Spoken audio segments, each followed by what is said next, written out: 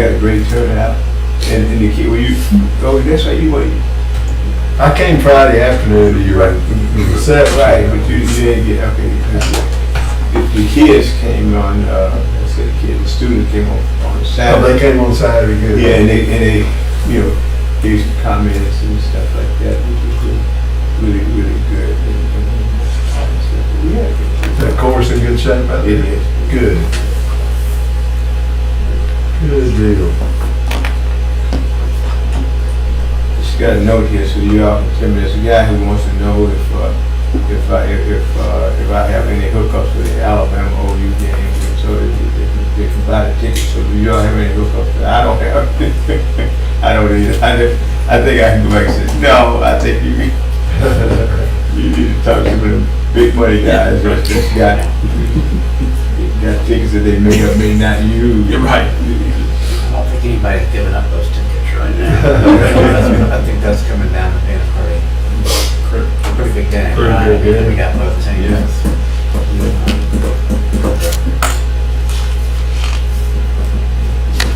I think anybody in the SEC, but anybody else, I'm not banking on us beating South Carolina up there. They're down, but they got just as good of players. Could give us a hard time on the road up there this Saturday for sure. That's the SEC way now, man. No let off. Good morning, Commissioner Crutcher. Can you hear us? I can. Good morning. Good morning. Morning. Are we waiting on the? Thank you so much for allowing me to join virtually. I had every intention of being there this morning, and I appreciate you guys accommodating. We understand life happens. Glad that you guys can join us. So, all right, we have everybody, so we're going to go ahead and get started. Call the meeting to order. Let me show that everybody, we have, I guess, in attendance, we have Mr. Fountain and General Williams, Mr. Lowe, and then at remote, we have Commissioners Crutcher and Willie. So given that, we passed out the board minutes from the September meeting. Has everybody had a chance to review the minutes? Yes. Is there a motion to approve the minutes? Yes. Is there a second? Second. All right, motion carried. Minutes are passed. Let's get into any old business. I don't believe there's any old business, so we can just jump right into the new business. First up is agenda item number 1, financial services. Good afternoon, everybody. Good afternoon. I'm here to present our August financials. The first variance was HUD PHA operating grants and management fees, Capital Fund 2024. The current year budget was based on drawing funds from Capital Fund 2024 and Capital Fund 2025. The Capital Fund 2025 operations funds and management fees will not be drawn down in calendar year 2025. Number 2. You know, let me just, you don't mind the question in between Oh, no. those of you? Yeah, because you know, when I read that, I was trying to make sure I understood what that all means. So we got funds that we're not going to use, or Well, we got, our 2025 funds are not uploaded in the system that we can draw the funds. So that's the discrepancy. will we ever, I mean, as long as the government is on shutdown, that means we. No, it's a process that we have to do, and we're once the government does reopen, then we can go into our system called Epic, and then put up all the changes that HUD requires us, and then we'll have access to those funds. So they're just like on hold. They haven't taken them away. Okay, they hadn't taken them away, we will have access to them once that happens, and then you can. Then we can draw. Down. Okay. And then the second item is interest income. Per PHI notice 2025-20, page 6, it states the following. Interest earned on federal funds pursuant to 2 CFR 200.305B12. PHAs are permitted to retain up to $500 per year in interest earned on federal funds for use towards administrative expenses. Interest earning exceeding $500 must be returned annually to the Department of Health and Human Services Payment Management System. This regulation only applies to interest earned by public housing developments that receive operating subsidy.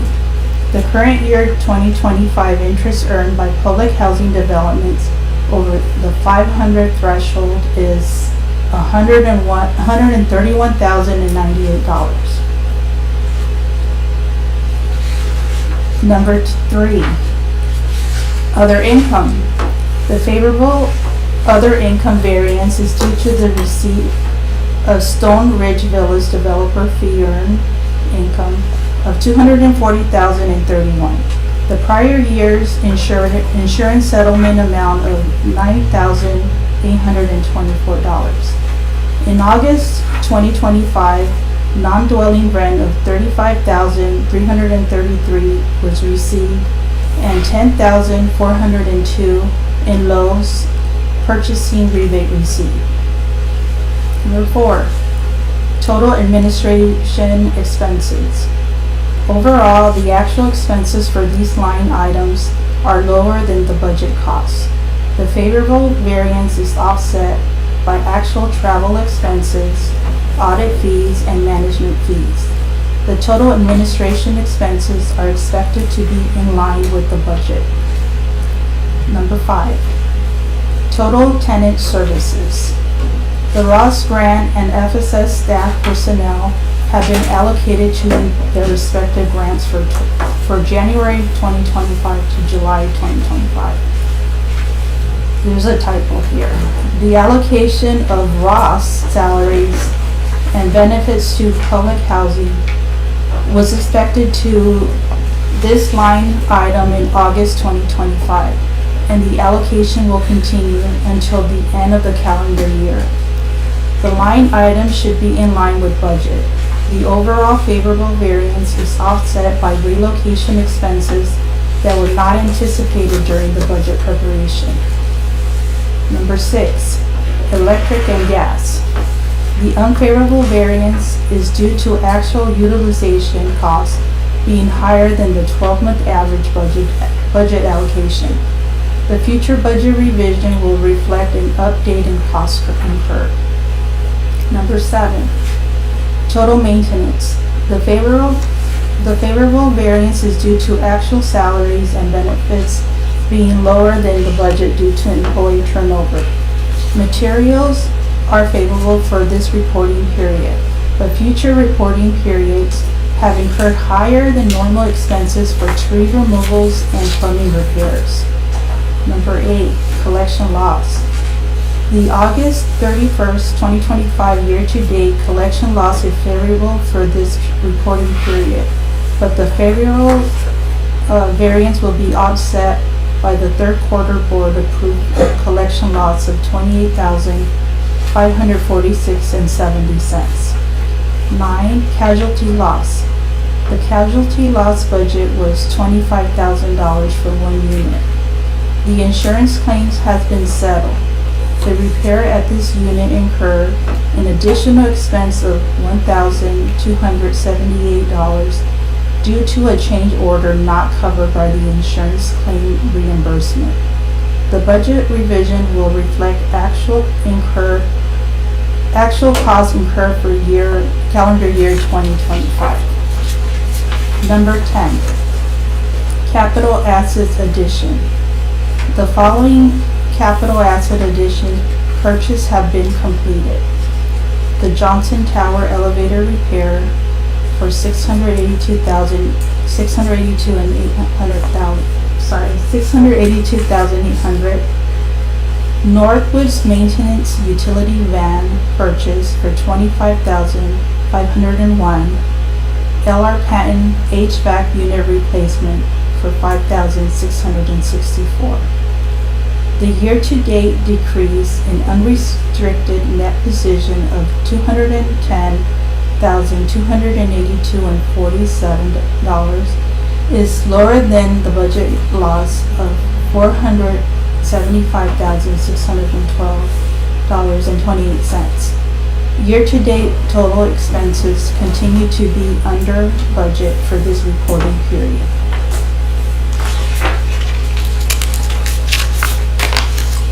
All right, thank you for that. Are there any questions for the financial report? Almost everything was in our favor. HUD will just let us draw down the money. Be great. Like, I got a question. I guess on number 7, the budget was favorable due to employee turnover. I mean, is that going to be short term? And then we hire more people to fill those positions, or are those positions that you're looking to kind of reorg and redistribute? I can chime in.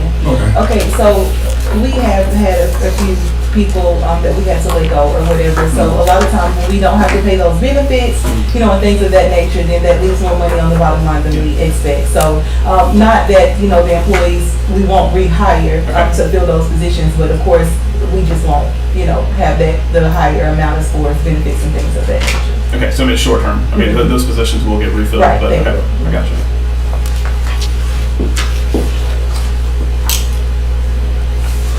Any additional questions on financial reporting? I have one. I don't have any. Okay, thanks. Go ahead, Johnny. No, the only one we was talking about some of the, I forget which number it was, but some that was not anticipated that we had was that, do we, and it's probably more for us to think about, but when we, in the end, when we go back and we're looking at the cost and stuff, and we find that maybe it's operational or if it's in some way, how do we begin to make adjustments for those unanticipated events? Do we have what we would call a review to say, okay, let's see what happened there, let's see what we can do in going forward to ensure we don't, that doesn't become just kind of a mode of operation. Okay, well, we just didn't anticipate it, or we just had that unexpected. Well, on like large items, Yeah. you can put them into your capital fund instead of using your operations. Okay. So like if we were spending a lot of money on HVAC, then that's something we might consider putting on, the following year capital fund, so we won't waste our operations fund. So that's what we usually do. Just use it to, but we do go through, you do go through that and Yes, we do. mentally in thought how we can make that same stuff. All right, very good. Any other questions? Seeing none, let's jump into the public housing operations. Erica? Okay, I have 2 action items to present to the board today. The first item is act on a resolution authorizing the executive director, CEO, contracting officer to enter into contract for pest control services for public housing. Huntsville Housing Authority has a need for pest control services for each development in public housing to continue to enhance the quality of life for HHA residents. The purpose and objective for this item is to commence pest control services for all public housing developments of HHA. The justification and description, pest control requirements were made available for bidders, and the bid tabulation chart is listed below. As you see, Bay Pest Control was considered to be most responsive. The economic impact, the amount is not to exceed $191,968,000, and the funds will be paid from operation funds for the sites. The recommendation is that the executive director, CEO, contracting officer recommends awarding a contract to Bay Pest Control to provide pest control services for HHA public housing developments. This resolution is Resolution 2025-23, whereas the Huntsville Housing Authority has identified the continued need for pest control services for its public housing sites, and whereas Said pest control services are necessary to uphold the overall quality of life for HHA residents, whereas HHA issued an IFB for bidders, and whereas HHA identified Bay Pest Control as the most responsive bidder. Now therefore be it resolved by the Board of Commissioners of Huntsville Housing Authority that the Executive Director, CEO, Contracting Officer is authorized to enter into a contract with Bay Pest Control for the provision of pest control services and public housing developments for an amount not to exceed $191,968.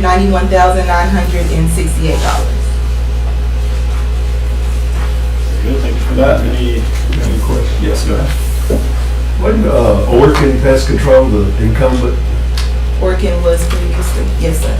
And then their bid was non-responsive and They actually did something that was unreasonably below what is recommended for these services for our size organization. So they came in, as you can see, at $55,000, which was unreasonably below. that's just as shocking because they're a big company. I remember they came in and we actually had them into a meeting that's been a few years ago, and I thought at that time it was like a $240,000 a year contract. So we had some extraordinary circumstances and needs for critters and varmints. I'm not sure why they, bid so low, but I know it was below the procurement level. So And just to follow up on that, I mean, the contract they did have was up in the range of the 191. it was over 200. So it's bizarre. I mean, it's just interesting Right, that they would come in like that.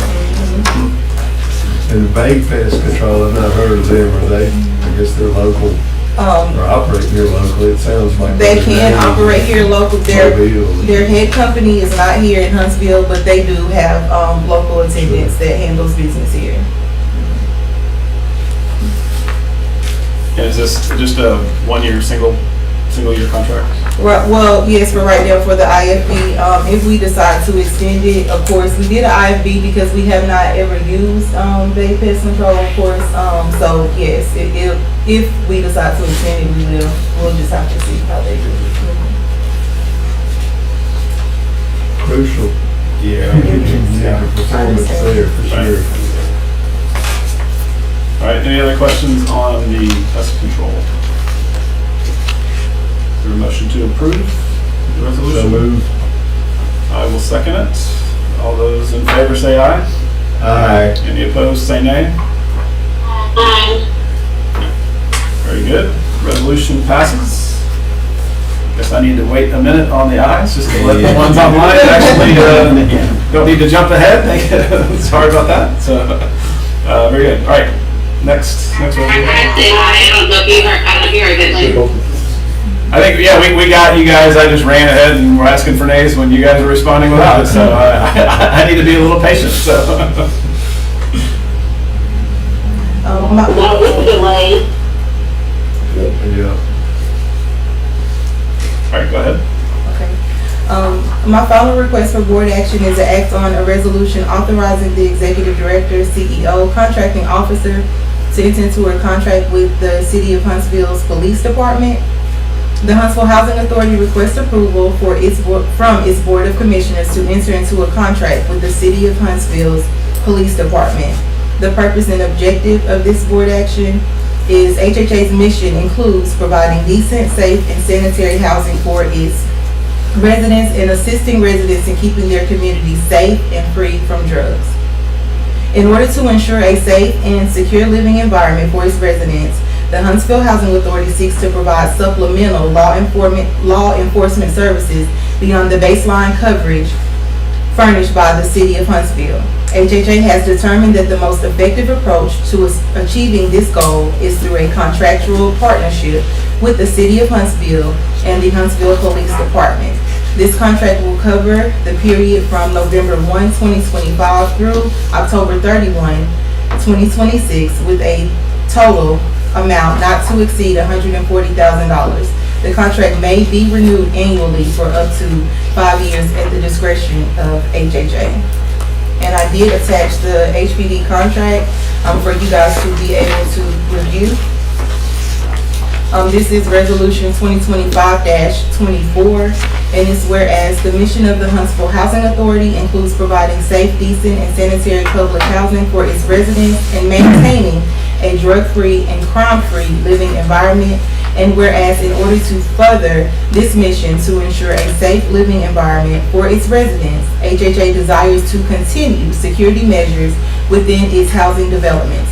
And whereas HHA has determined that the most efficient and effective method of providing additional security services is through a contractual relationship with the City of Huntsville and its police department for the period beginning November 1, 2025 through October 31, 2026, with the option to renew annually for up to 5 years for an amount not to exceed $140,000 per year. Now therefore it be resolved by the Board of Commissioners of the Huntsville Housing Authority that the Executive Director, Chief Executive Officer is hereby authorized to enter into said contract with the City of Huntsville's Police Department in accordance with the terms outlined. Very good, thank you for that. Any questions on the resolution before us? I had a couple. Is this, I don't have any questions. is this level funding from last year? Yes, it's the same as last year. Yes, sir. I'm curious because the curfew that you implemented, does it not require more above baseline, or did you just work that out with the police department to implement that? It doesn't. And one of the challenges we've had is the hours that we really need them. A lot of officers don't work those hours. So last year we actually had money that we didn't spend in the contract because of that. So that's been one of the biggest challenges, is having people to work at those. After midnight, you Yeah. turn in and Yeah, yeah. This also covers the one officer that is the liaison? Well, I don't know if we pay his salary. Okay. We But don't he pay, just- we don't pay his salary, Yeah. but yeah. He's our go-to guy. Okay. So he's not part of this? Well, he has his own salary, Okay. but what we pretty much have to do is pay overtime, to Yeah. the officers that are, monitoring out their hours and things of that nature. Okay. or does they patrol our neighborhoods on baseline, but we're paying for above baseline, where they're doing more frequent. Visits and Drive-throughs drive-throughs to and- the neighborhoods. I saw here that there's some reporting requirements. Do we get monthly reports from them that are? We actually get weekly reports from Oh, weekly. Officer Wooten. He lets us know, what happens, during the day, if they have to trespass somebody, if they have to make a visit to the property or anything like that. He actually sends us a weekly report that outlines that. Nice. Mhm. Okay. All right, any other questions on this resolution? Is there a motion to approve? Move to approve. Very good. Commissioner Fountain, I'll second. second by Commissioner Willie, thank you. Go ahead and go take it to a vote. All those in favor say aye. Aye. Aye. Any opposed say nay. Good job, Mr. Chair. Very good, motion carries, resolution carries. Thank you very much for both of those. Moving on, it's time for executive director comments. All righty. I had a few things I wanted to share with the board. One being that 2 weeks ago, we were able to execute the sale of the Gateway land with the hospital. That's been a long time coming, but we finally were able to get that over on. And so now they have possession of that land. It took us a minute. But we were able to do that. We're also negotiating a contract with Bryant Bank. They offered us a letter of intent, and we're in the renegotiation phase right now. So hopefully we'll get that this week. I think we're going to try to sell at $3.1 million for the sale of that land as well. And I'm hoping that because we already have a contract with them, we don't it won't be as intense of trying to get this through the disposition, but we don't know. And so that's the goal, is to make this smooth and fluid as possible. We also, facing the government shutdown, we're going to send out letters to our landlords this week and just let them know that there will be a delay, because we just don't know when the government will shut down. Just so we know, we have close to 1,900 people on Section 8, and that will be one of the programs that will be impacted by this. And I don't know, how landlords will react, but hopefully they will be understanding of what's going on, because they know that we've always paid them on time, and they'll be more understanding because of this shutdown. I don't know, is that right, Z, as far as the money received from them? Are they coming back with any, have you heard anything from your end? Yeah. It's speculating that they're gonna obligate for November and December. There's not a for sure. Not for sure. Yeah. And so you gotta have people in the office for that to even happen. So we're hoping that, the best case scenario, we don't have to, but we're gonna go ahead and send that out to let them know. Public housing, I still think about where we are with the waiting list. I think last time we talked, it was over 700. Are we still there with the waiting list for public housing? It's over 600. So just kind of give us an idea of where we are when it comes to housing here in Huntsville with 600 people on the public housing waiting list. That's Question, in general, how long does it take somebody to get from application into housing, to get through the line of 600 people going through? Is that? A lot of times, unfortunately, they're on the list for at least a year, give or take, sometimes even up to 18 months. We just try to explain to them, that it's not emergency housing, we're doing the best we can to get them housed, but it's very rare that it's less than a year, but usually between that year and 18 months, we're able to house them. Do you ever, I don't know how to work it, there are times when because of the weight that people drop from the list? Oh, absolutely. Yeah, so I just want to kind of throw that out there. I've also executed a MOU with the city for the services we want to provide for the Envision Center.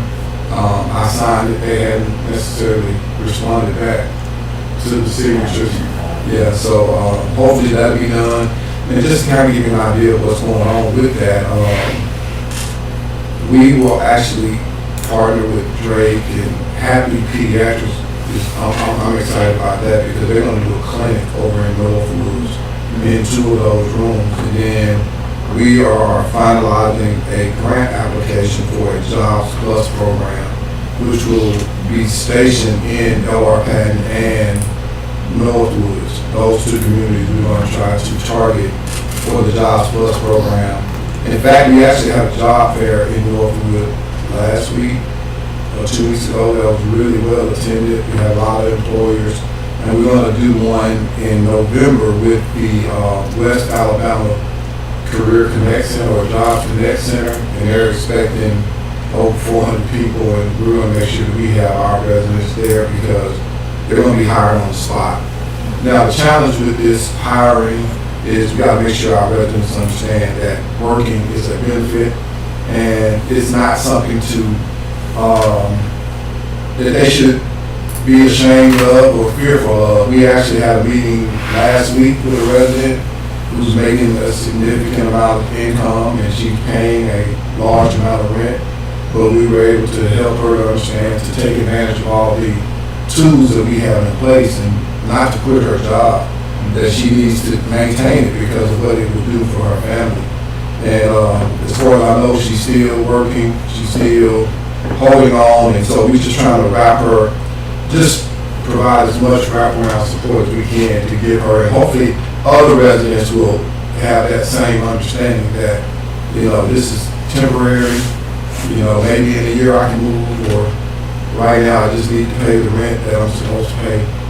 And we're having to have those conversations with residents so that they don't quit and start the cycle all over again.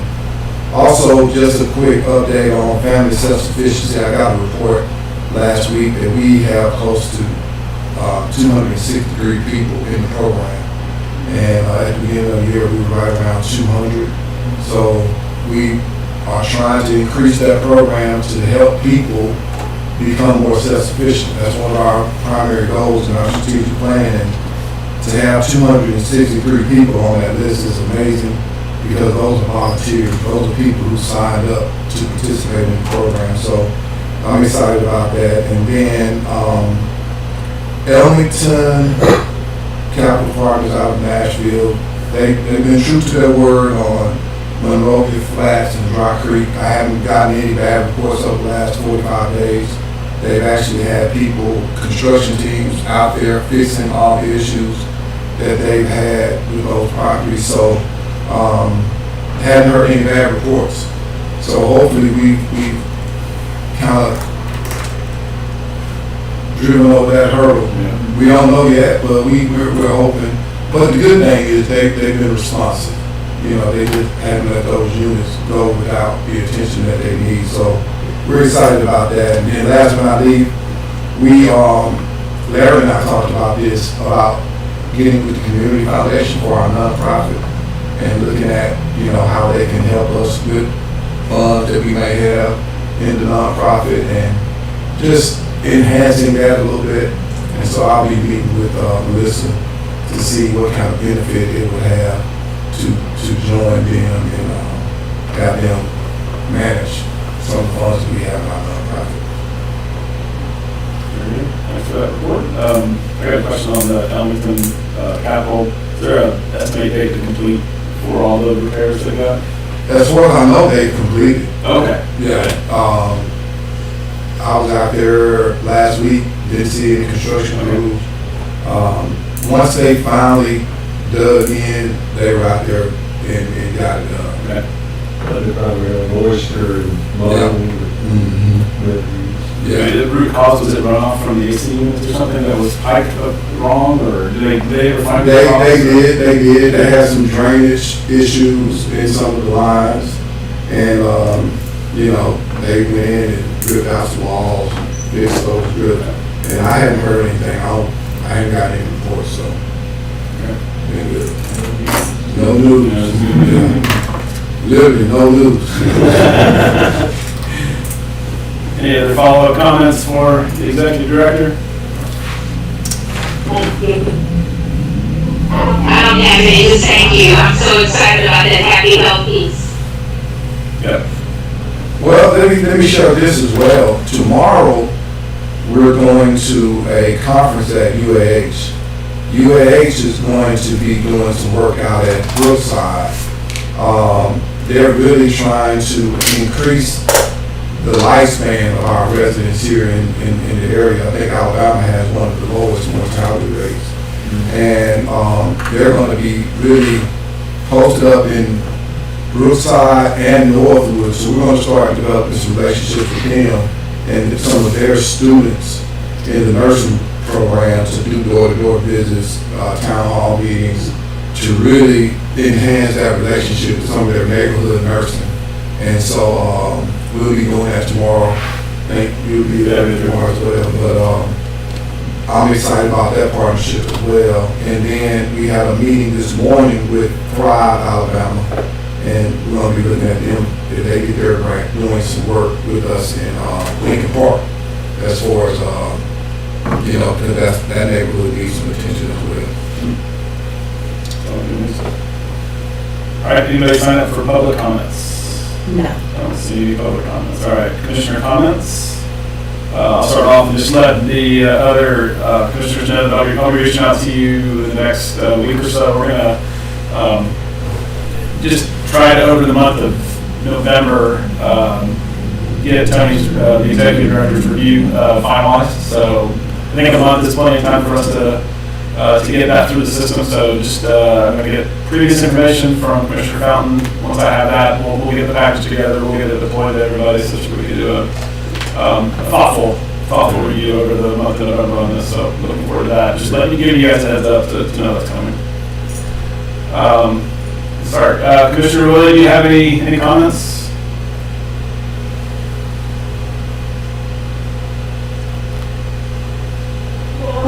I'm looking for Wednesday. Okay, good. Commissioner Crusher, is she still with us? Didn't look like it. Okay, we'll take that as she doesn't have any comments. General Williams, CA. That's just good report. Good review off the board. Commissioner Trump. Yeah, good over here. All right, thank you. Very good. There's no other comments, we'll just bring this meeting to a close. Meeting adjourned. Thank you, everybody. Fine. Fine, Chapman, thank you. Yeah, kind of